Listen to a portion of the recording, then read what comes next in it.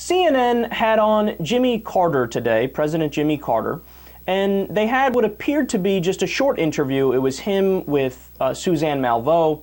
Now, Suzanne Malveaux, I don't have anything against her in particular, although she is a very vanilla journalist. I've never heard her say anything interesting. She's like the female version of Wolf Blitzer, except significantly more attractive. But again, I don't hate her, and we could put all that aside as long as she does a good job in her interviews and does her job sufficiently. Well, in the interview, again, it was very short, but in the interview, they asked him about Paula Deen. Paula frickin' Deen. Okay, that's the former president of the United States of America. What's next? You want to ask George H.W. Bush his thoughts on the Kardashians? You want to ask President Bill Clinton, what did you think of the new movie, Fast and Furious 5? You want to ask George W. Bush his favorite Pokemon? Actually, for him, that's probably the toughest question he can answer. But look, man, you need to understand, President Carter, him and his foundation just recently traveled around the world to all different third world countries, and they brought with them water filtration systems. And they showed people in poverty, hey, this is how you work it, and this will stop the disease that's ravaging your area. Everybody was getting a certain parasite from the water called guinea worm, which was killing a lot of people. Did you know they have almost eradicated the disease? I mean, you want to talk about, you guys know I'm not religious, but you want to talk about a saint? A guy who is making a substantive difference in the quality of life for people around the world, bringing modern science to them.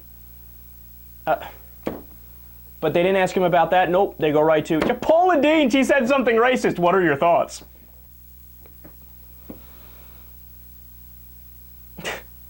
Look, the media at large, and I don't want to drag on this, you've heard me make this point before 1,000 times, but take CNN as an example. They have so many fundamental problems with how they function as a news organization. First and foremost, they don't value objectivity, which should be rule number one in journalism. Always tell the truth, always get the facts out. Instead, they value neutrality over objectivity. So that means they'll take what the Democrats say and they'll be the stenographer and report it to you. They'll take what the Republicans say and they'll be the stenographer and report it to you. And then they say, okay, you decide. But I don't care what both parties said, I want to know the truth. But they're so afraid of being called out for having a bias that they always do 50-50 right down the middle. The only problem is what you're lacking in that formula is truth. Sometimes the Democrats are 100% right and the Republicans are dead wrong.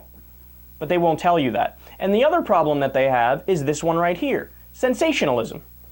In order to get ratings, because they're a private corporation, so they have to do that, they'll always throw in a Kim Kardashian story to try to boost everything up, or they'll ask Jimmy Carter what he thinks about Paula Deen. Try doing a network based on truth and objectivity and actual information and data and news, and you might not be last in the ratings. Or you can keep doing what you're doing and the results will follow. We know what they are, and it's not good.